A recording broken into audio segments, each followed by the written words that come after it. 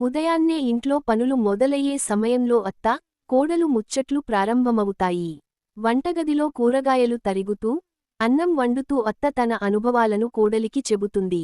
మా రోజుల్లో ఇలా ఉండేది, అప్పట్లో సౌకర్యాలు తక్కువైనా కుటుంబం అంతా కలిసి ఉండేవాళ్లం అని అత్త చెప్పినప్పుడు, కోడలు ఆసక్తిగా వింటుంది. కోడలు కూడా తన చదువు, ఉద్యోగం, ఆధునిక ఆలోచనల గురించి అత్తతో పంచుకుంటుంది. ఇలా ఇద్దరి మధ్య పరస్పర అవగాహన పెరుగుతుంది.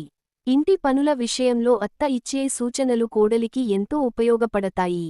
పండుగలు ఎలా జరుపుకోవాలి, పెద్దలను ఎలా గౌరవించాలి, అతిథులను ఎలా ఆదరించాలి అనే విషయాలు అత్త ముచ్చట్లలో సహజంగా నేర్పుతుంది. కోడలు కూడా కొత్త పద్ధతులు, ఆరోగ్యకరమైన ఆహార అలవాట్లు, సాంకేతిక పరిజ్ఞానం గురించి అత్తకు వివరిస్తుంది. మొబైల్ ఫోన్ వాడకం, టీవీ కార్యక్రమాలు, వార్తల గురించి ఇద్దరూ కలిసి మాట్లాడుకుంటారు. కొన్ని సందర్భాల్లో అభిప్రాయ భేదాలు వచ్చినా, ముచ్చట్ల ద్వారా అవి సులభంగా పరిష్కారమవుతాయి. అత్త తన అనుభవంతో శాంతంగా మాట్లాడితే, కోడలు గౌరవంతో స్పందిస్తుంది. మన ఇద్దరం కలిసి కుటుంబాన్ని ముందుకు నడిపించాలి అనే భావన ఇద్దరిలోనూ ఉంటే, చిన్న సమస్యలు పెద్దవిగా మారవు. పిల్లల పెంపకం గురించి అత్త చెప్పే సలహాలు కోడలికి దారిదీపంలా ఉంటాయి.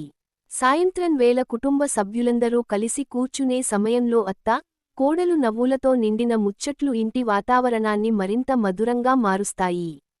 పాత జ్ఞాపకాలు, పండుగల అనుభవాలు, భవిష్యత్ కలలు అన్నీ ఈ మాటలలో చోటు దక్కుతాయి. ఈ ముచ్చట్లు పిల్లలకు కూడా మంచి విలువలను నేర్పుతాయి. మొత్తానికి, అత్త, కోడలు ముచ్చట్లు కుటుంబానికి పునాది లాంటివి. ప్రేమ, గౌరవం, సహనం ఉంటే ఈ బంధం మరింత బలపడుతుంది. మాటల ద్వారా ఏర్పడే ఈ అనుబంధం కుటుంబంలో ఆనందం, శాంతిని నింపి, తరతరాల పాటు నిలిచే విలువైన సంపదగా మారుతుంది.